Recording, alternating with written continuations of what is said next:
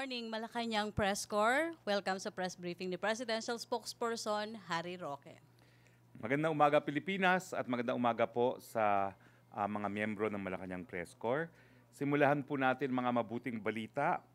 Yung Dutch financial giant ING Bank set the country's economic growth at 6.9% for the first quarter of this year due to increase in government spending, while the country's full-year GDP growth was projected to improve at 6.8%.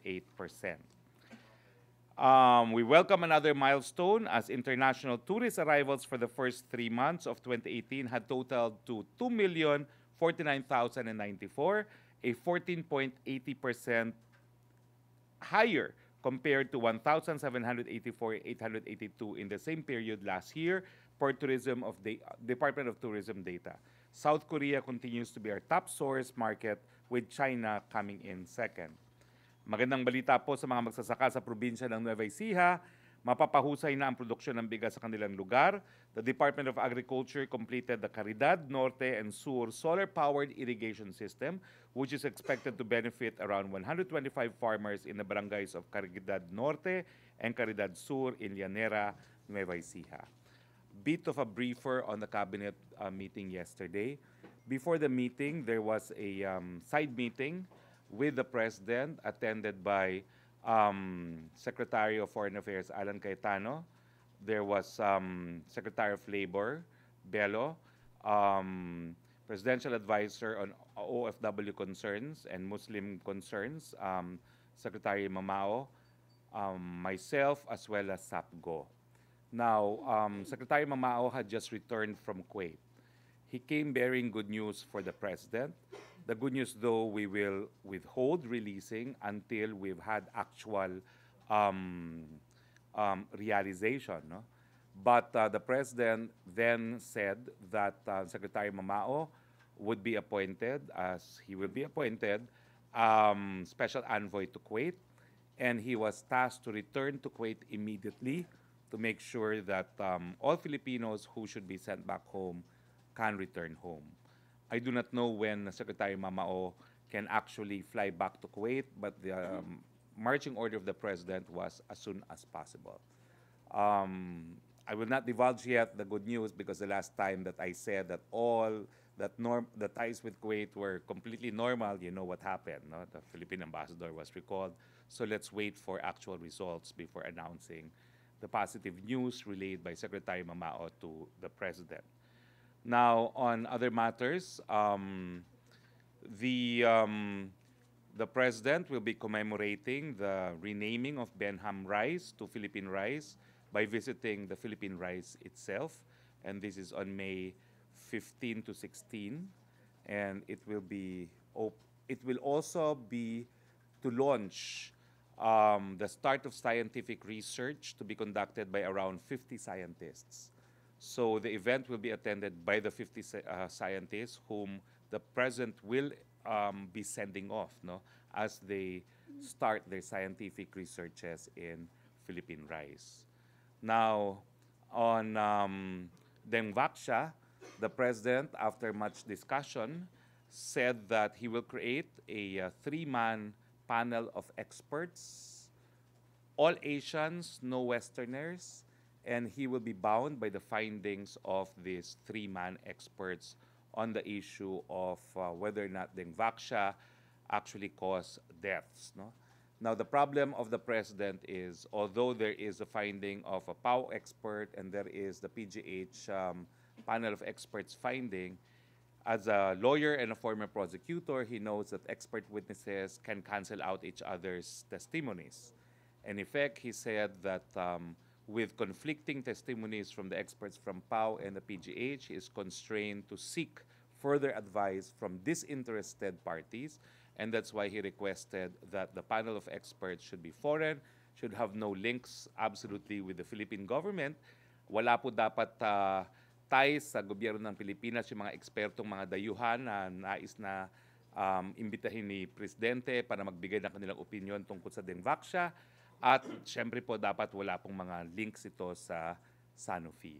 At pakikinggan po niya ang report at opinion ng mga ekspertong ito nang makausad na tayo dito sa issue ng Dengvaxia.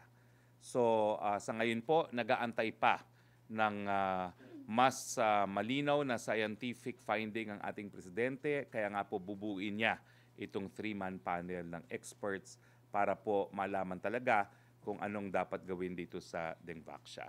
Pero samantala po ay suportado po ng presidente yung lahat ng initiatives ng DOH ngayon, kasama na yung paghingi ng isang batas galing sa Kongreso para magastos po yung halaga na refund ng Sanofi sa atin, mga 1 billion plus, para matulungan yung mga naging biktima ng Dengvaxia. Now, I can confirm that si Secretary Teo po ay nag-attend ng cabinet meeting. Hindi po napag-usapan ang DOT controversy sa cabinet meeting mismo. Bagamat matapos po ang pagpupulong ay mga siguro 10 to 15 minutes, nakapag one-on-one si Secretary Teo at ang Presidente. Seryoso po sila pareho doon sa nakita kong mga facial expression, pero hindi ko po alam ang totoong nangyari. So I am constrained to clarify that I still have no information on whether or not Secretary Teo has in fact resigned. No? So until I get further information from the President, I'm not able to confirm nor deny the report or a report that was published by a major daily today. Questions? Tuesday nyo? Sir, alam natin yung malaking balita ngayon kay Secretary Teo, pero sabi nyo nga hindi nyo pa ma-confirm as of this time. Magkakaroon po ba kayo ng chance na makausap si Presidente today para makuha yung confirmation na yan? Or Opo. Secretary Medialdea? Sa totoo lang po, pinabalik ako ni Presidente. Matapos ako po umalis na ng palasyo. Nasa Santa Mesa po ako, bumalik ako, pero hindi na rin po ako naantay ni Presidente. So, mamaya pong 3:00 ang unang pagkakataon na makikita ko si Presidente at tatanungin ko po kung ano yung naging one-on-one niya kay Secretary Teo. So by then, sir, mga 4 o'clock, pwede ka na naming makuhanan ng additional info on the matter? Siguro po, at least malalaman ko kung ano yung sasabihin sa akin ni Presidente na pinag-usapan nila ni Secretary Teo. Pero sayang po, hindi ko naabutan nung pinabalik ako dito sa Malacañang. Hindi ba na-tackle, sir, yung possible kaso na pwedeng kaharapin ni Secretary Wanda Teo? As I said po, hindi ko pa alam kung ano nangyari dito sa pag-usap dahil hindi ako nakabalik on time. Okay, thank you, sir. Chona, you? Sir, good morning. What will happen to the investigation being conducted by the Office of the President? Will still continue or if and when nag-resign na nga si Secretary Teo, hanggang dun na lang ba? Gaya ng aking sinasabi dati po, no? Sa level po ng Presidente, sa mga presidential appointees, ang investigasyon ay para alamin kung mananatili o mapapaalis sa pwesto ang isang presidential appointee. Yung pagsasampa po ng kaso, yan po ay katungkulan na ng Ombudsman at hindi na po ng Office of the President. So tuloy pa rin po yung investigation, sir, ng OP? Sa pagkakaalam ko po ay tuloy, pero parang lahat po ng dokumento ay hawak na po ni Executive Secretary Medialdea. Deo de Guzman? Sir, tuloy po yung investigation and hawak na po ni Secretary Medialdea yung papers. So, is it safe to assume na dahil na may action na si Presidente based on the reports na lumabas, may action na, so is it safe to say na tapos na yung investigation? Well, hindi ko po alam kung may action na. Yun nga po ang problema. No? You're saying na may action na po based on a report by a newspaper, which I'm neither confirming nor denying because I have no information. No? So, I cannot confirm or deny that po. As far as I know, all documents are in. I do not know if Secretary Medialdea has made a recommendation to the President, pero I will find out this afternoon po. At least kung ano yung status. Sir, sakali po na na totoo nga, confirm nga na lumabas yung balita na confirm nyo later today. Ano po ang mangyayari doon sa Tulfo Brothers? Would the palace advise them na wag nang umere doon sa PTV4 and Radyo Pilipinas? That's Government premature stations? po dahil hindi ko po alam kung anong mangyayari. Right now, hindi ko po alam kung anong mangyayari. Thank you, so, Hindi ko po alam kung anong sasabihin. Now, can I read also a statement, no? And the President wants to give this priority. This is from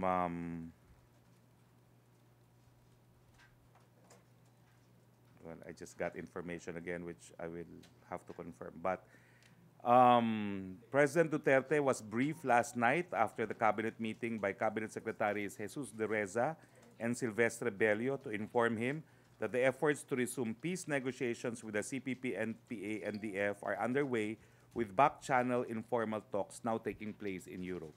Secretaries Dureza and Bello informed the President that his clear directives are being relayed across the table and are now the subject of discussions in the ongoing meetings. Our team is now... Biglang nawala.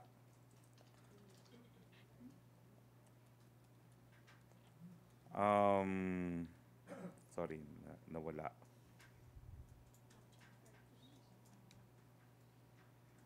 So... Joseph. So our team is now in Europe, and we are informed that there are initial positive results so far. This according to Secretary Dureza.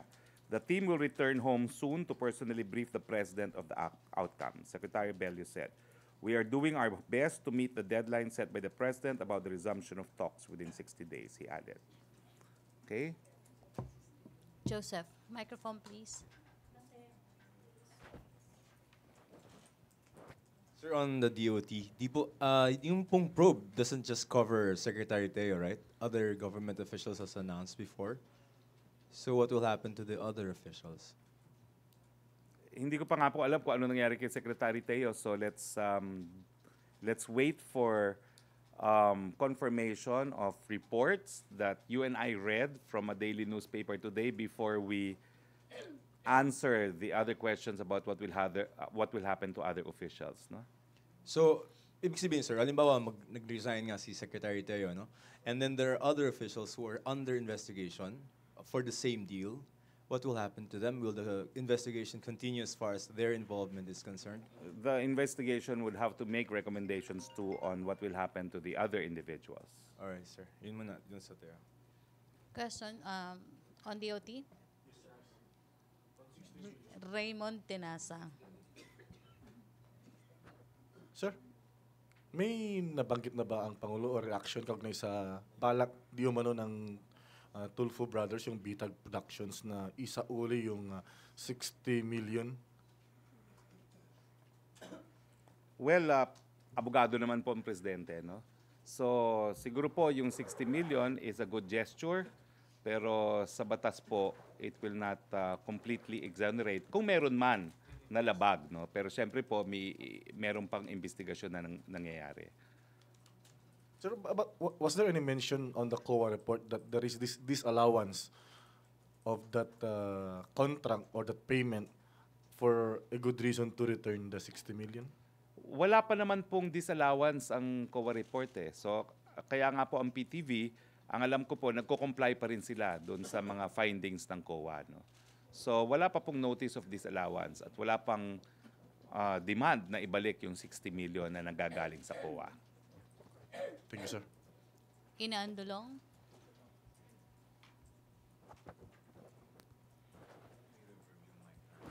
Hi, sir. Sir, can you explain to us how the one-on-one meeting happened yesterday? Since you saw it, I mean, did Secretary Teo approach the President, or was it the President who initiated it?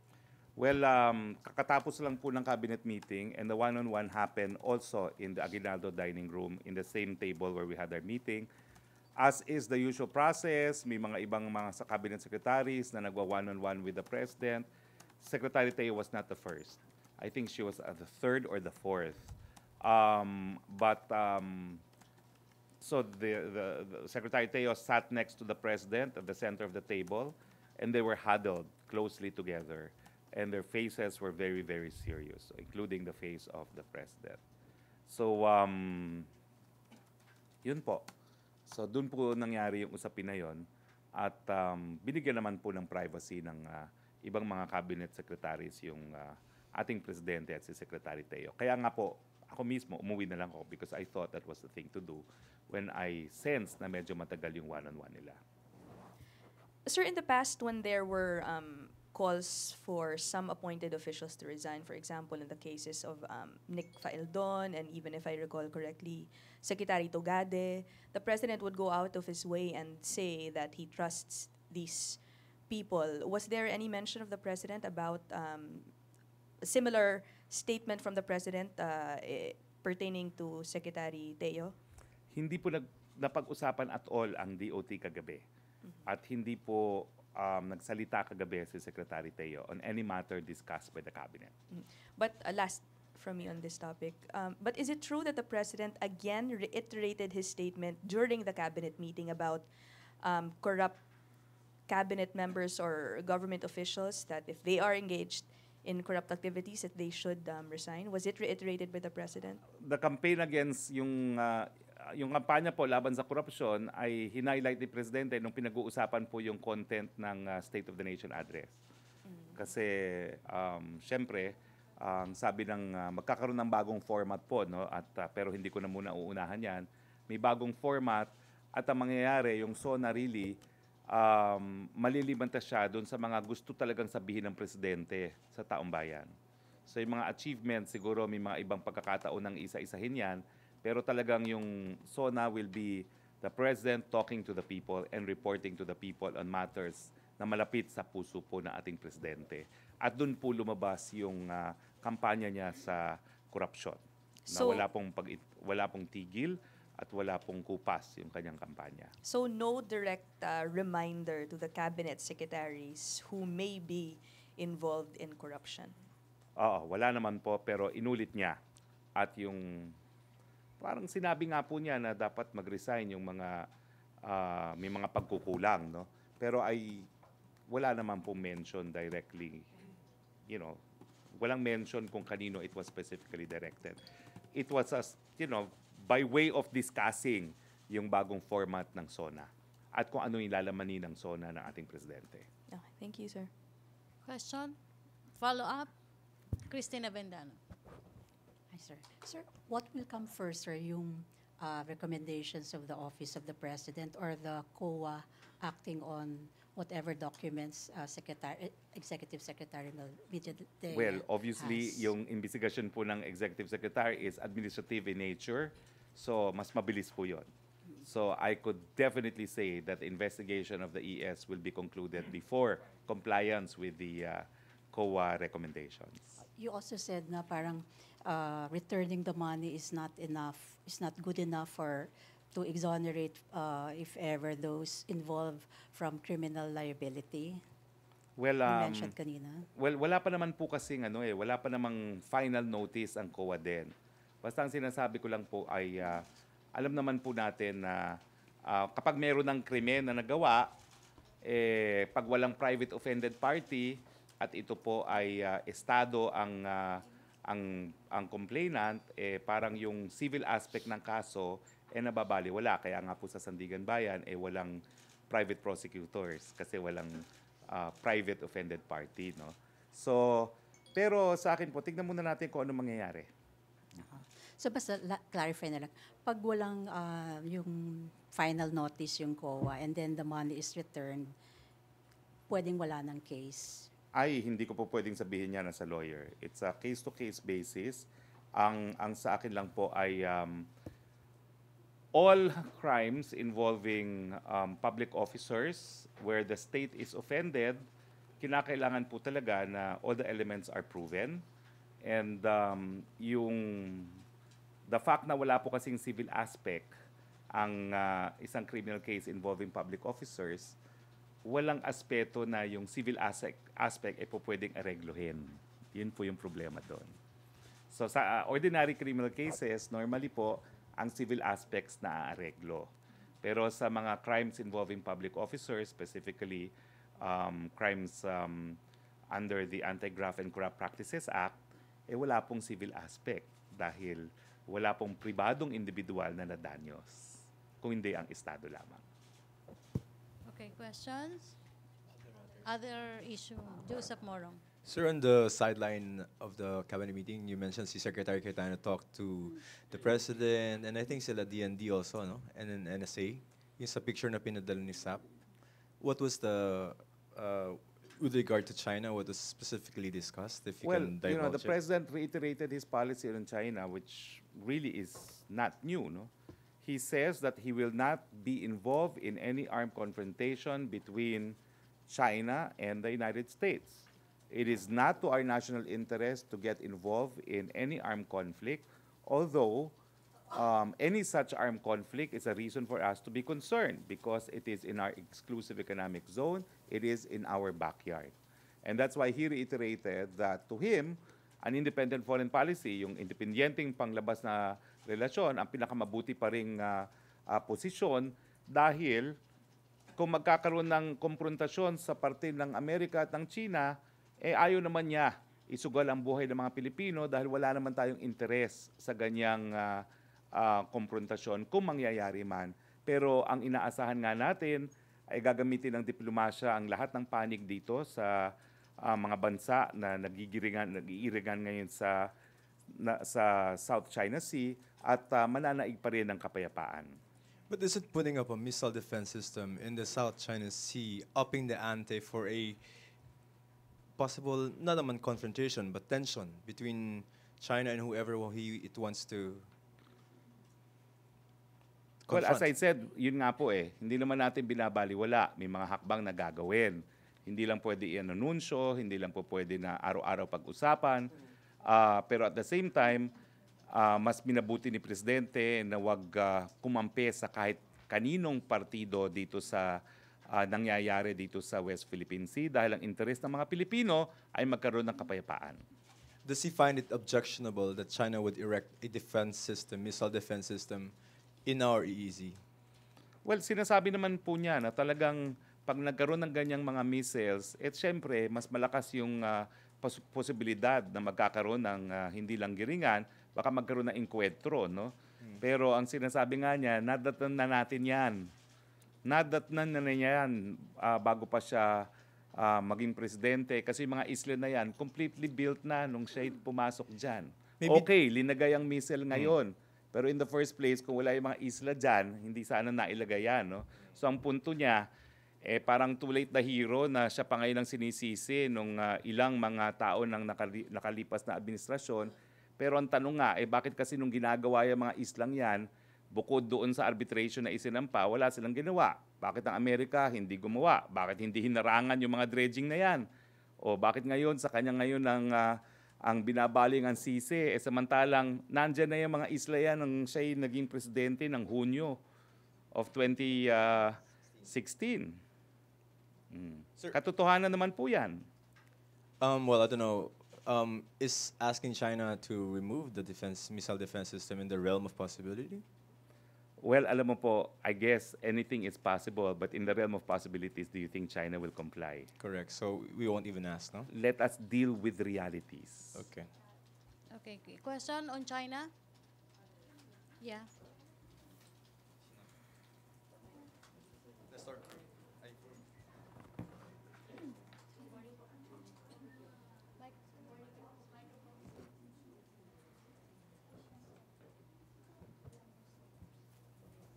Pinag-iisipan daw po ni Congressman Alejano na magsampa ng impeachment complaint versus the President regarding po sa issue ng West Philippines. Any comments, sir?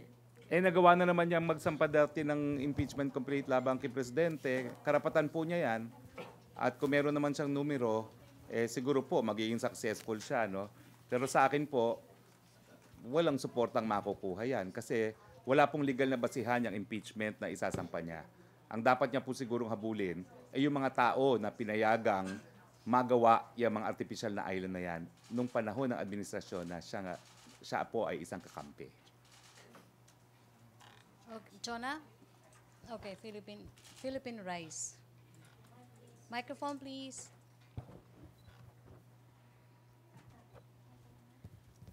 Sir, clarify ko lang, yung 50 researchers, ano yun, mga Filipino? Or All Filipinos. Okay. And how long will they conduct their Hindi ko po research? alam kung matagal ang research nila, pero isi-send off lang sila ni Presidente. Question? Rose Novinario. Ay, good morning. Ay, good afternoon, sir. Sir, yung investigation dun sa 60 million sa DOT ads, kasama rin po ba dun na iimbestigahan kung bakit hindi na ibibigay ng PTV yung mga benepisyo ng manggagawa, katulad dun sa collective negotiation agreement? Kasi po yung 60 million, malaki na po yung pupuntahan no, kung para po sa mga kapakanan ng mga manggagawa, di po ba? Well, At yung back wages ng mga sinibak no nakaraang administrasyon na nakabalik. ang investigation po nakatutok doon sa sinabi ng COA na may mga kulang-kulang na dokumento at may mga depekto doon sa pag-award ng 60 million worth of ad contract sa BTAG. So, baka hindi po makasama yan sa investigasyon. Pero may sulat po yung PTV Employees Association kay Presidente tungkol po doon sa mga problema nila bago po pumutok yung COA report. Ipapaalala ko po kay Executive Secretary na may ganyang usapin din. Pagdating naman doon sa mga sweldo no, nila Roque. No?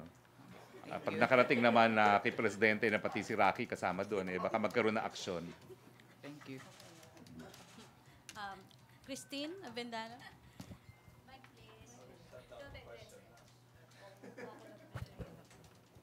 Sir, what's your definition of whiff of corruption? Because that's the word the president, the phrase the president used early on when he said he's gonna fire people. Give it its common meaning. Which is nga, sir.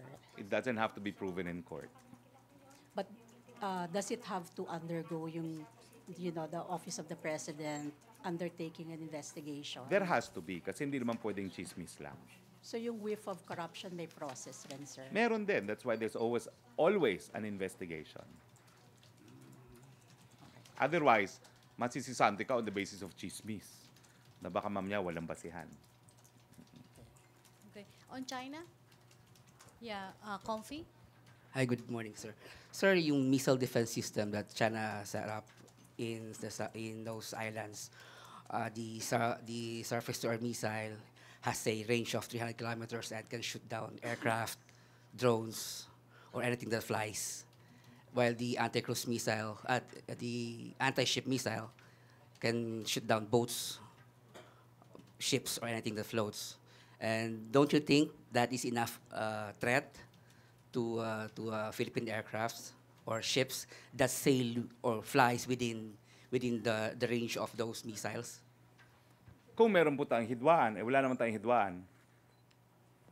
That is why we treasure our friendly ties with China now, among others, because it will reduce tension given existing realities already in the West Philippine Sea. Follow up, sir. So, since wala naman tayong hidwaan sa China and since you are confident that those missiles were not targeting Philippine targets, then why don't we send any of our air assets or drones, surveillance aircrafts to fly near those islands so we can fly low so we can eyeball to confirm if those defense missiles were really put up in those islands? Well, as far as I know, hanggang ngayon, patuloy yung paglilipad ng ating mga eroplano papunta sa Pag-asa. And we have not seen any confirmation na those missiles were already really put up Walang there. confirmation, pero at the same time, di naman sila tinatarget ng China. No? So, there are daily flights or weekly flights because we have to ferry supplies to Pag-asa. Can't they go near those islands, sir? Napakalapit nun. And they can see, Let they can eyeball. me, parang di mo alam kung nasan yung mga yun. Ha? Malapit yan sa Pag-asa. Yes, sir.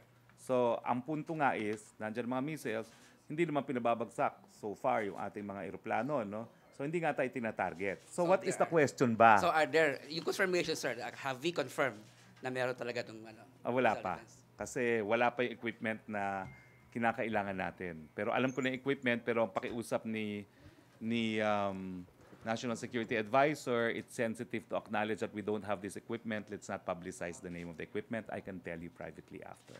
Okay, thank you, Comfy. Ina? Ina, use the microphone, please. On? Microphone, Ina. May nag-break. Where's the There's an microphone? announcement to be made by Attorney Topacio at 1 p.m. at the DOT office. Use the microphone, Ina. Microphone, please. That's what I got. Attorney Topacio will have an announcement at the DOT office at 1 p.m.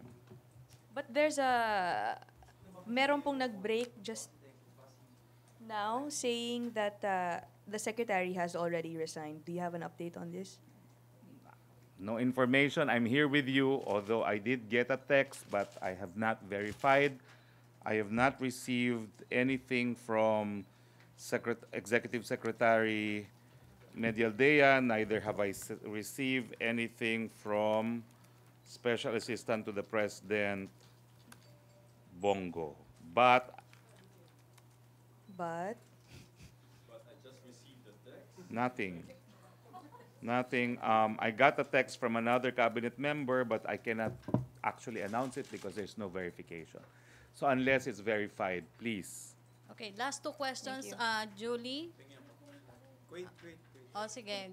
Ina, Kuwait muna. Sir, wait lang. Sir, just to be clear, what is the specific mission of Secretary Mamao as a special envoy sa Kuwait? Well, alam naman natin yung mga unsettled business natin. We have 3 diplomats. We have 4 drivers. We want to see our 3 diplomats home. We want the 4 drivers completely cleared because these are residents of Kuwait. Hindi naman sila uwi, no? They're residents already of Kuwait.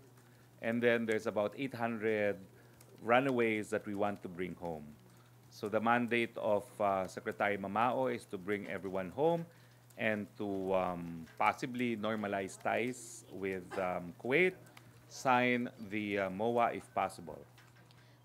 Ayun. Sir, the goal is still Complete to- normalcy of ties. how about the MOU? Yes, that's still part of our what we hope to achieve because MOA will completely normalize our ties.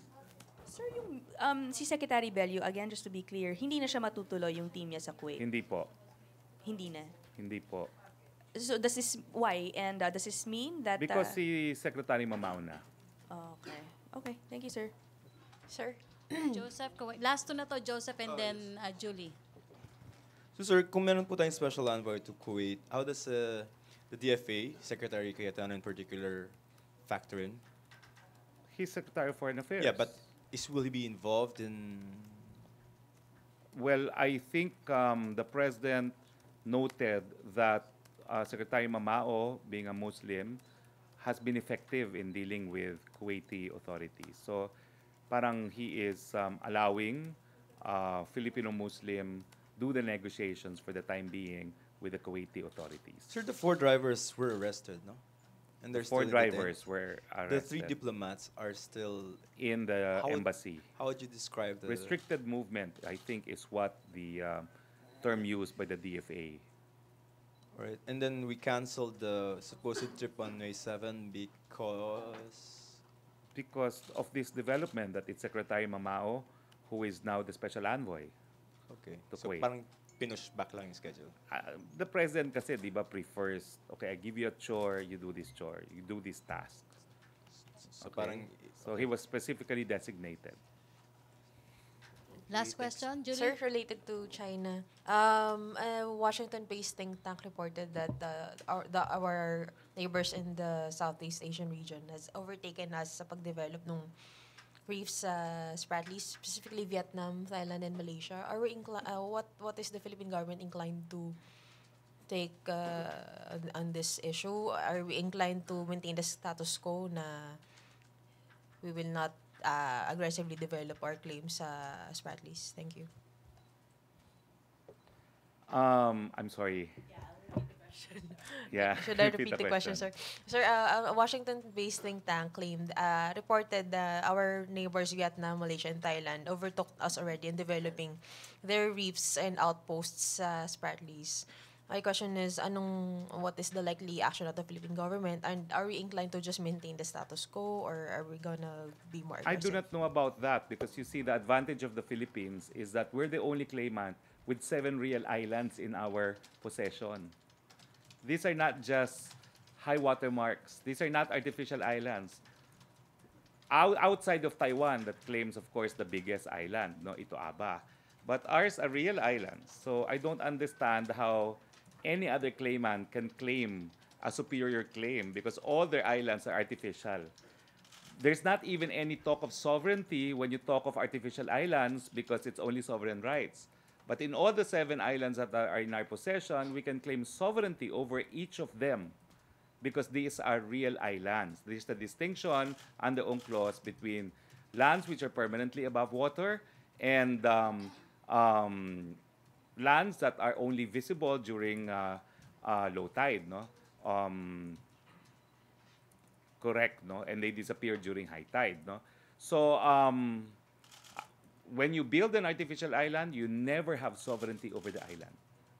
So even if they build the mightiest island, the mightiest military base, it will never be the subject of sovereignty. Why? Because it's an artificial island. It is only covered by sovereign rights. So Whereas you're- tayo, we're the only claimant. 7 yan, real islands that can be the subject of sovereignty. So if your question is, they've overtaken us in asserting their rights and sovereignty, I dispute that because from the nature of the islands that we occupy, we are the only ones of all the claimants except for Taiwan that occupies Ito Aba that can claim sovereignty over the islands that we hold. So, we still have the upper hand. That's what you're saying. I think so. Okay, sorry, sir. Last two, Dexter Ganibe and Christine Avendana. Sec, could you confirm, bago daw mag-start yung cabinet meeting kahapon, nag-submit ng resignation kay ES si Juan Dateo? Well, see, I have to abide with the standards also of journalists. I have gotten reports, but si ES himself has not confirmed to me that it has been received. But now I got a statement from the spokesperson of the Department of Tourism that in fact, Attorney Topacio has issued a statement. Okay? So I just got a text from Kat De Castro, and the statement, which I also have a copy, said that Secretary Wanda, according to a statement allegedly coming from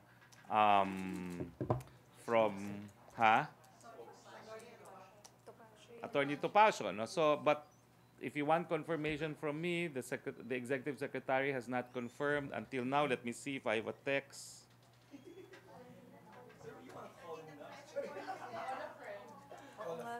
Please call. Just call. Call ano. Okay, so other matters please while we confirm because ang hirap. I mean, Christine Avendana. can you imagine my predicament? But Kat De Castro has said that Attorney Topacio has issued a statement, but I cannot, you know. I've not seen the letter. I have not gotten confirmation from the Executive Secretary. So I still cannot confirm. I can only say that Kat De Castro, the spokesperson of the OT, has confirmed that Attorney Topacio has issued a statement. That's it. Okay. Sir, what prompted the President to create yung 3-man panel of experts Okay, on Dengvaxia? it's because as a former fiscal, he knows that pagdating po sa mga expert witnesses, ang value kasi ng expert witnesses can be negated by the testimony of an equally recognized expert witness. So they can cancel out each other. So here comes an expert witness from the PGH saying that the deaths could not be attributed to Dengvaxia. And here comes an expert witness from PAO saying it is in fact attributable to Dengvaxia. So ang epekto niyan, they cancel out each other. So parang baliwala. So walang basihan para sabihin either way. So ngayon, ang gusto ng Presidente, kumuha tayo ng disinterested, dayuhan, walang tie sa Pilipinas, walang tie sa Sanofi, na mga pathologists at tignan natin kung anong sasabihin nila at yun na ang ating susundan. So yung purpose rin is to prosecute if ever, sir. Whatever Well, findings that the panel of experts. Ang sabi kasi dyan, ang basis ng prosecution will be not really for homicide. No? So far, ang mga sinampalang is reckless imprudence resulting to homicide. No? So pagsampa ng kaso, yes. No? Kahapon nga pala, sinabihan din niya si Secretary Duque, bagamat maraming kaso laban sa kanya, wag mag-alala. As a lawyer, his professional opinion is wala namang pagkakakulong yun dahil it will not prosper. That was the professional opinion of the President. No? But of course, it will still be up to the investigating fiscals to determine probable cause and it will have to be before a regular court, no? A regular court that will determine proof beyond reasonable doubt. Does the president have already parang names of the panel? The There member is of a the panel? list already submitted to him. There was a mention of experts from Singapore, Cambodia, Indonesia, mostly ASEAN countries. Recommended by the DOH, sir. Recommended by the DOH. Sir, follow-up lang, sorry, last question from Joe Montemayor. Saan daw pong Asia yung Dengvaxia panel members at paano daw po sila napili ni Presidente? Well, may listahan po. May listahan. At mahabang listahan naman po yan. Oo. Well, ang sabi po ni Secretary Duque, may listahan siya na mahabang listahan. Saan daw pong Wala pong Westerner. Nag-express ng preference po si Presidente para sa mga dalubhasa na taga-Asia, hindi po sa mga puti. Okay, follow-up. Sige. Wala. So, Okay, I have a confirmation.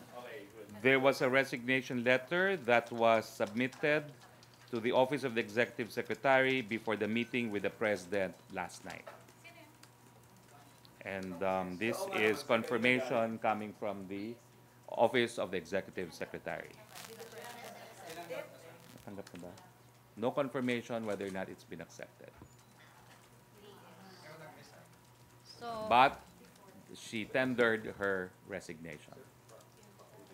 Okay, kinukumpirma ko na po na natanggap ni Executive Secretary ang liham na pagbibitiw ni Secretary Wanda Teo kagabi po bago makipagpulong si Secretary Teo kay Presidente Duterte.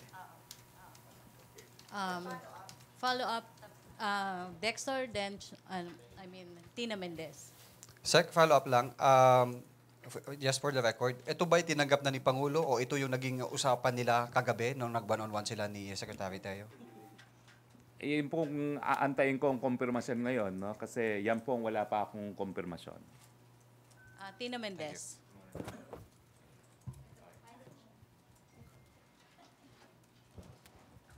Tignan mo nga pa, irrevocable or revocable? Sir, good afternoon. Sa statement po ni Atty. Topacio, he said, Secretary Teo reiterated that she has done no wrongdoing, that all dealings with the DOT went through all legal processes, done above board, done in good faith, and with total absence of malice. Does her resignation means wala na rin siyang liability or accountability for the dealings happened during her term? Hindi ko po alam dahil we don't know what the facts are. I'm not privy to the investigation. So it is the investigation conducted by the Executive Secretary and a later investigation by the Office of the Ombudsman that will determine if she has in fact criminal liability. Even judging from the audit report of the COA regarding the dealings? Well, even judging from that po, kasi alam mo naman, wala pa pong notice of disallowance pa rin eh. So, it will have to be investigated by the Ombudsman to determine probable cause. Thank you, sir.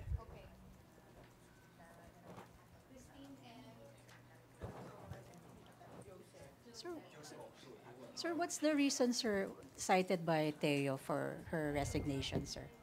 Well, you'll have to base it now on the statement of Attorney Topacio. No, I mean on in the letter, in her letter, sir. I have not seen the letter, unfortunately. The ES just confirmed receipt of a letter tendering her resignation. Okay, last question na ba? Joseph and then Ina?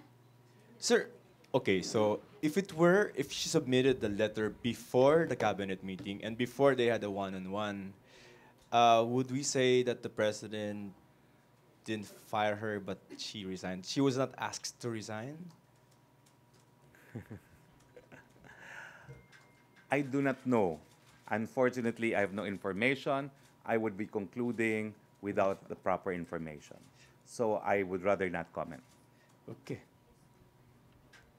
Last question, Ina Andolong. Sir, sorry. Medyo natanong na to kanina, but since confirmed na ngayon. So now that she's resigned, is she off the hook? Will criminal charges be pursued? Hinaya na po ng palasyo sa ombudsman na mag-imbestiga para malaman kung may pananagutang kriminal pa po si Secretary Teo. Yan naman po ay katungkulan talaga ng Ombudsman.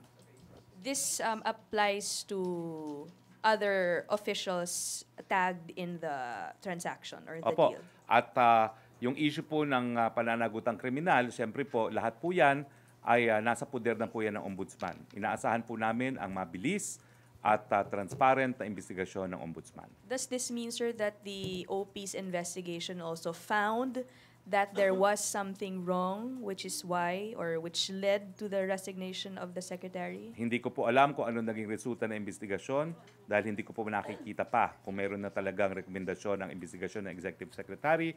Pero sabihin na lang po natin na parang naunahan na ng resignation ang pinal na rekomendasyon ng Executive Secretary.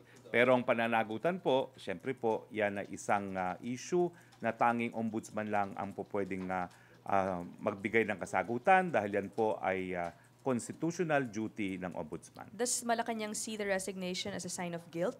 Hindi naman po. I think Secretary Teo, being a close associate of the President, did what she thought was the best course of action. And we thank her.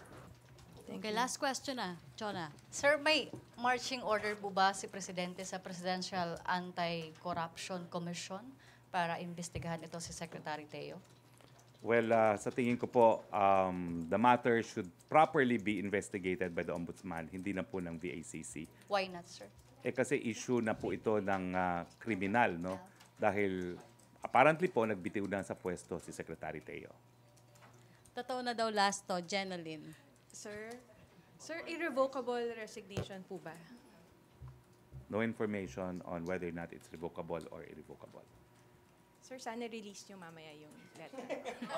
On air yan, sir. Okay, thank you. Thank you, Malacañang Press Corps. Thank you, Presidential Spokesperson Roque. Back to our main studio sa Radyo Pilipinas and People's Television Network. Binaba ka agad yung microphone.